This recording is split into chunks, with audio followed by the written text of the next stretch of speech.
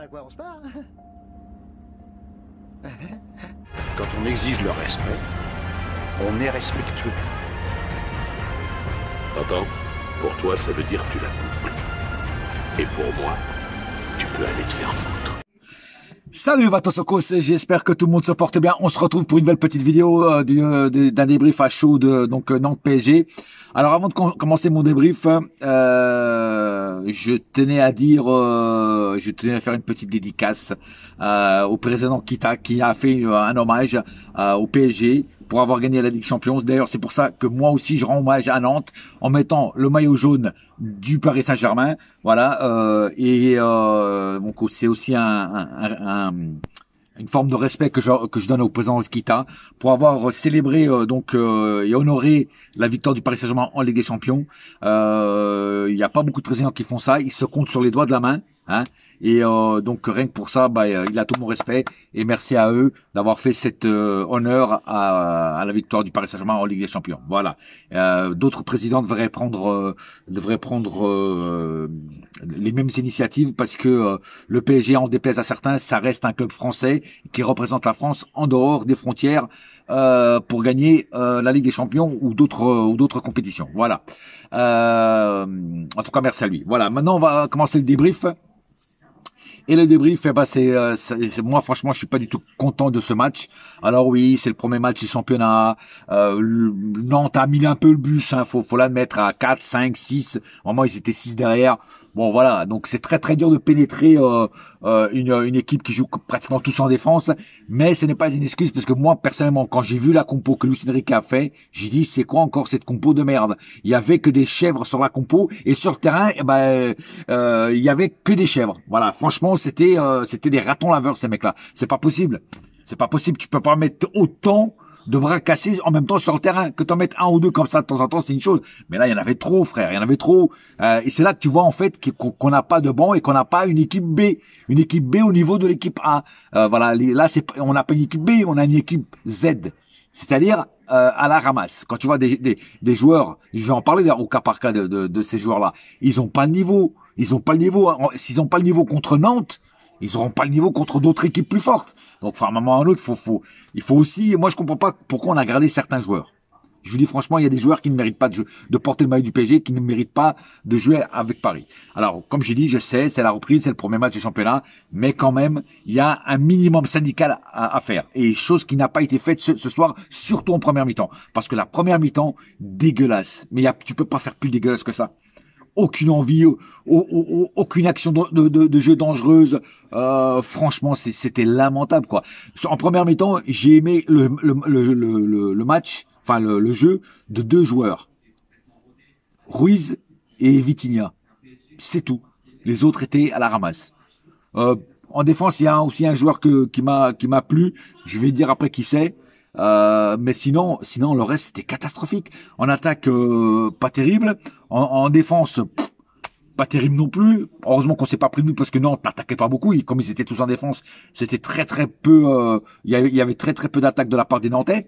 Donc c'est pour ça qu'ils sont un petit peu reposés sur le céleri. Et c'est aussi pour ça que certains joueurs en défense étaient tranquilles dans un sens, hein, voilà, parce qu'en fait certains défenseurs ils ont le niveau pour jouer que contre des équipes comme ça.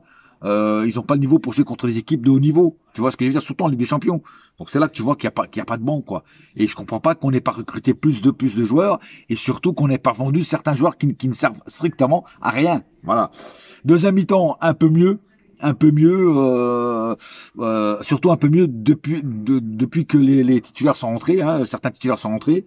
Donc le match s'est activé un peu plus, s'est mouvementé un peu plus, il y a eu plus d'action de jeu dangereuse et surtout de la perfection en termes de technicité, parce qu'avant c'était plutôt lamentable, des déchets techniques, oh là là, en veux-tu en voilà. Quand eux sont rentrés, c'était largement plus technique et beaucoup mieux en termes comment dire, offensivement c'était mieux, voilà. Parce qu'avant c'était pas possible, quoi. C'est incroyable comment certains joueurs sont vraiment à la ramasse, quoi, vraiment à chier. Il y a pas d'autre mot, c'est à chier, quoi. Voilà. Donc moi je veux bien être gentil, mais à un moment ou à l'autre, c'est pas parce qu'on a gagné la Ligue des Champions et tout ça que maintenant faut arrêter de les critiquer. Non. Là, les mecs, quand tu joues mal, tu es obligé de les critiquer, c'est pas possible. Hein. Au fond, on va oublier la saison dernière qui était presque parfaite. Là, c'est une autre saison qui commence. Si les mecs ils sont pas au rendez-vous, ils sont pas au niveau, ils vont en prendre plein la gueule par moi et pas même par d'autres personnes. Tu vois ce que je veux dire, voilà. Donc, faut pas non plus parce que ils ont fait des merveilles l'année dernière qu'il faut maintenant leur mettre le tapis rouge même quand ils font de la merde. Non, ça avec moi ça marche pas. Voilà. Bon. Maintenant, on va passer aux statistiques du match. Alors, 5 tirs du côté nantais, 18 du côté PSG quand même. Hein. 18, on a marqué un but. C'est insuffisant. C'est insuffisant. 0 tir cadré du côté nantais, tu vois, comme quoi ils ont vraiment pas été dangereux. Et c'est pour ça que les défenseurs, ils étaient tranquilles, même qu'ils étaient de bas niveau, les défenseurs, ils étaient tranquilles. Hein. 18 tirs, non pardon, sur 18 tirs, du côté PSG, il n'y en a eu que 4 de cadrés. 4 sur 18. C'est une note très insuffisante. Tu vois ce que je veux dire? Très insuffisante. Voilà. Et je parie que même ces 4 tirs cadrés, c'était quand les autres sont rentrés, parce qu'avant, il n'y avait rien. Hein. Voilà. Bon, bref. 29% de possession côté nantais, 71 du côté PSG. Mais, encore une fois, possession stérile. 300 passes du côté nantais, 300 tours, et 741 du côté PSG. 74% de précision de passe côté nantais, 91 du côté PSG. 6 fautes des deux côtés, comme ça il n'y a pas de jaloux. Un carton jaune des deux côtés, comme ça il n'y a pas de jaloux. Aucun carton rouge des deux côtés, comme ça il n'y a pas de jaloux. Je sais, je me répète, jamais 203. 0 hors-jeu du côté nantais, 1 du côté PSG, dont c'est justement Ramos. Je vais revenir à ce hors-jeu de merde. 2 corners du côté PSG et 7 du côté 2 du côté nantais, 7 du côté PSG. D'ailleurs, en parlant de ça, en parlant des corners très mal exploités, il faut qu'ils arrêtent de jouer. Putain, les mecs centrés dans les corners. Arrêtez de jouer à la 1-2 là, tout ça, puis essayer de faire d'autres trucs. Arrêtez. Exploitez les corners comme ils doivent être exploités. Les coups francs, pareil, les coups francs trop mal tirés, trop mal trucs. Putain, pourquoi vous tirez pas direct? On a des bons tireurs, Hakimi, tout ça, Vitinha. Pourquoi faire des coups francs, passe à côté, passe machin, et puis voilà, tu perds le ballon. Arrêtez d'exploiter tout ça au grand maximum. Putain. Maintenant, passons au cas par cas. Alors, Chevalier, qu'est-ce que tu veux que je dise sur Chevalier? Chevalier, ouais, il a fait 2-3 petits arrêts, mais le mec était tranquille, quoi. Il était plutôt dans son hamac en train de siroter un diabolomante, quoi, le mec. Tu vois ce que je veux dire? Voilà, moi je peux pas juger un gardien qui a pratiquement rien fait ce soir, quoi. Tu vois ce que je veux dire? Voilà, donc je peux pas dire grand chose sur Chevalier. Hernandez, voilà, un des joueurs que je mettrais dans mes flops. Catastrophique, Hernandez. Hernandez, il va falloir penser aussi à le dégager, quoi, parce que il a plus de niveau depuis sa blessure. Le mec, il est catastrophique. Voilà, vraiment pas de niveau, quoi. Non, dans les choux, Hernandez dans les choux. Je suis désolé. Beraldo. Alors Beraldo, niveau moyen, très moyen. Voilà. Niveau moyen ce soir parce que moi je le mets en niveau moyen, tu sais pourquoi? Parce que il a pas eu grand chose à faire, et en plus la seule chose où il aurait pu être étincelant, il le rate. C'est-à-dire, c'est quand au lieu il pouvait marquer le but ou faire un centre tranquille, maintenant le mec il met à côté, quoi. C'est un truc de fou, voilà. Non, niveau Beraldo très moyen ce soir. Mais ça on le savait déjà. Hein. Zaïre Emery, de pire en pire. Zaïre Emery, de pire en pire. Alors, je sais que Neves est toujours pas là parce qu'il a pris 2 matchs de suspension. Heureusement, dans le prochain match, on va retrouver Neves parce que là, c'est plus possible. Zaïre Emery, c'est une cata. C'est une cata. Mais tout le monde le dit, hein. Je suis pas le seul à le dire, hein. C'est pas être méchant, mais Zaïre Emery, c'est la descente aux enfers, quoi. C'est plus possible non plus, quoi. Et pourtant, j'ai rien contre lui, je l'aime bien même, tu vois, mais là c'est plus possible. Hein. Donc il sera dans mes flops. Je vais avoir 5 flops ce soir. Hein. Donc il y a Hernandez déjà et Emery, déjà 2. Les 3 autres vont venir. Fabien Ruiz, j'ai plutôt été content de son match. Il l'a sorti, je sais même pas pourquoi ils l'ont sorti, mais j'ai plutôt été satisfait de la prestation du temps qu'il a fait. De la prestation qu'il a fait par rapport au temps qu'il a eu, il a plutôt été concerné, il a fait un petit peu le ménage au milieu, voilà. Donc je suis plutôt assez satisfait du match de Fabien Ruiz. Pareil pour Vitinha sera dans mes tops.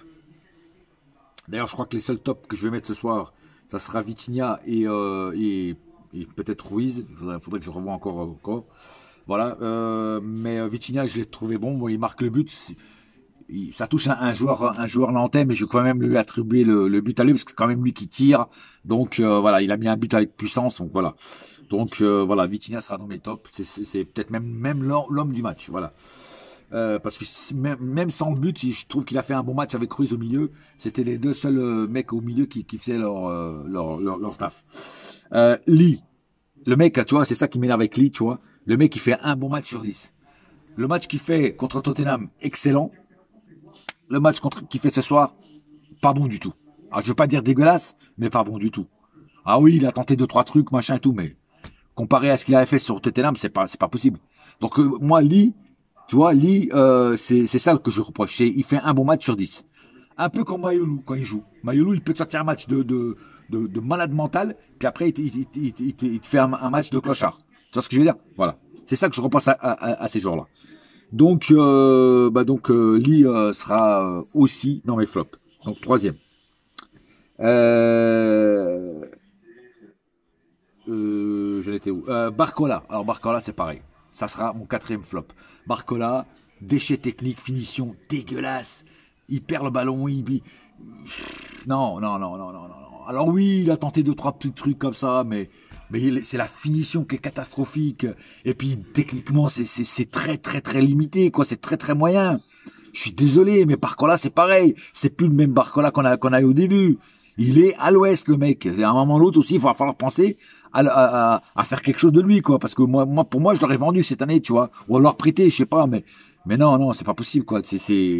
En fait, il stagne au niveau, tu vois, il a eu un niveau, un boom, où il est monté vachement bien, puis après, il s'est stabilisé à ce niveau, puis il a plus bougé, quoi. Il a même dégringolé un petit peu, tu vois. Non, Barcola, il sera aussi dans mes flops. Ça sera le quatrième flop. Mbaye, le petit Mbaye, pareil, ça sera mon cinquième flop. Je suis désolé, je sais, je crois qu'il a que 16 ans. Bon, je vais pas trop la même, mais techniquement, c'est catastrophique. C'est dégueulasse.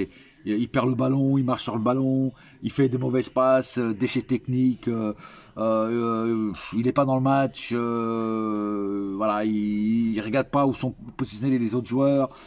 Il fait un peu de n'importe quoi. Il s'en mêle les pinceaux. Il stresse trop. Voilà, donc je suis désolé. Moi, j'aime pas critiquer les Titi parisiens parce que tu vois, ils débutent et tout, mais à un moment là, il va falloir aussi, tu vois. Donc oui, ça sera mon cinquième flop. Je suis désolé, il n'a pas le niveau pour l'instant, en tout cas, pour jouer en équipe titulaire du Paris Saint-Germain, quoi. Je suis désolé. Ramos, première mi-temps transparent, je l'avoue, franchement transparent. Deuxième mi-temps aussi transparent, mais il a eu ce coup de génie du but et il a marqué un but. Et c'est là que je vais revenir justement au hors-jeu. Les hors-jeux pour un poil de cul, pour un talon de pied, les mecs, faut arrêter avec ces hors-jeux à 2 balles. Pour moi, les hors-jeux doivent être sifflés quand il y a un hors-jeu clair, net et précis du joueur. Quand vraiment le joueur il est hors-jeu. Là, oui, c'est un hors-jeu. Et c'est un hors-jeu qui se siffle. Pour un putain de talon, un poil de cul, un bout d'oreille, les mecs, faut arrêter, quoi. Faut arrêter. Hein, parce que là, pour moi, c'est de l'anti-jeu, ça. Ça marche autant du côté PSG que pour les autres équipes, hein. Moi, quand tu siffles un hors-jeu contre nous, par rapport à l'autre trip pour un poil de cul, c'est exactement pareil. Hein. Je dis pas ça parce que c'est le PSG. C'est partout. C'est des hors-jeux qui ne devraient pas exister pour tout le monde. Voilà. Il faut que le hors-jeu soit vraiment que tu vois vraiment que le corps du joueur soit vraiment en dehors de la ligne de l'équipe adverse. Parce que sinon, ça sert à rien, quoi. Je veux dire, un poil de cul, un talon. On voit bien sur l'arrêt d'image, c'est le talon de Ramos qui est en jeu. Faut arrêter, quoi. Parce que pour moi, le but, il aurait dû être validé. Et surtout, c'est un super beau but en plus, tu vois. Donc voilà. Donc Ramos, pour moi, rien que pour ça, il a fait une bonne fin de match. J'ai bien dit une bonne fin de match. Parce que première mi-temps et première partie de deuxième mi-temps, il n'a pas été bon à l'image de tout le reste de l'équipe. Voilà. La rentrée de Hakimi, de Nuno Mendes, de Kvaratskhelia, de Dembélé, de Doué, bien sûr ça a fait du bien. Ils ont tous plus ou moins fait une bonne rentrée, certains un peu plus que d'autres, mais en général, on va dire qu'ils ont fait tous une pas mauvaise rentrée. Voilà, ils ont mis de l'impact au jeu, de la vitesse, et puis surtout c'est là qu'est venu le but, quoi. Donc voilà, pour moi, ils ont tous fait une bonne rentrée. Et mais c'est là encore une fois, c'est la preuve encore une fois que tu n'as pas de banc, de qualité. Voilà, parce que même contre Nantes, les mecs, ils y arrivent pas. Alors qu'est-ce que ça va être contre des équipes beaucoup plus fortes? Tu vois, non, c'est pas bon. Voilà. Donc je sais pas. Moi, je sais pas ce que font les recruteurs, quoi. Tu dis, je sais plus qui c'est que j'ai entendu. Je sais pas si c'est Luis Enrique ou je sais plus qui c'est qui a dit ça. Ah, on a tellement une bonne équipe qu'on n'a pas besoin de recruter énormément. Faut arrêter, quoi. Faut arrêter. Ah, j'ai oublié Zaberni. Je suis désolé, j'ai oublié Zaberni, le défenseur. Premier match de Zaberni. Alors, j'ai plutôt aimé le match de Zaberni. Je trouve que en défense, c'était le meilleur avant les rentrées de Nuno Mendes. Zaberni, je le trouve, il met une bonne pression. Voilà, il s'aventure pas trop devant. Tu vois, Non, j'ai bien aimé le match de Zaberni. Un bon contrôle du joueur. Il a plutôt une bonne vision techniquement. J'ai bien aimé ses relances. Et il presse bien en plus. Je trouve qu'il presse énormément bien. Non, j'ai plutôt été satisfait du match de Zaberni pour une première avec le Paris Saint-Germain en Ligue 1 et tout ça. Je l'ai plutôt trouvé très satisfaisant. Alors après, il faut le voir contre des équipes beaucoup plus fortes, beaucoup plus fortes. Voilà, et c'est là que je jugerai. Pour l'instant, Marquinhos et Pacho sont irremplaçables. Mais ce que j'ai vu ce soir, ça me donne des ça me donne de l'espoir qu'on a fait une bonne pioche, une bonne recrue. Donc on va avoir après contre des grosses cylindrées. Voilà, là quoi. Mais pour l'instant, j'ai rien à dire sur le match de Zaberni. Je l'ai plutôt trouvé très satisfaisant. Au contraire de certains qui pour moi n'ont pas été au top niveau. Voilà, j'ai pas plus à dire sur ce match. J'espère que j'ai oublié personne. Voilà. En tout cas, après ça sera contre Angers au Parc des Princes vendredi prochain. Donc on verra bien. En attendant, on se retrouvera bientôt. En attendant, un seul cœur, un seul club, c'est Paris ma gueule. Yes my friend. Et la saga continue. Et là, on a les 3 points, c'est le plus important. On est devant Marseille qui, eux, ils ont perdu contre Rennes. Ça, c'est... et ils disent qu'ils jouent le titre, et ils disent qu'ils jouent l'Europe. Et... Laissez les matchs de Champions League commencer, on va voir s'ils vont tenir le coup. Ça nous promet des bonnes rigolades. Voilà. Sur ce, bonne soirée.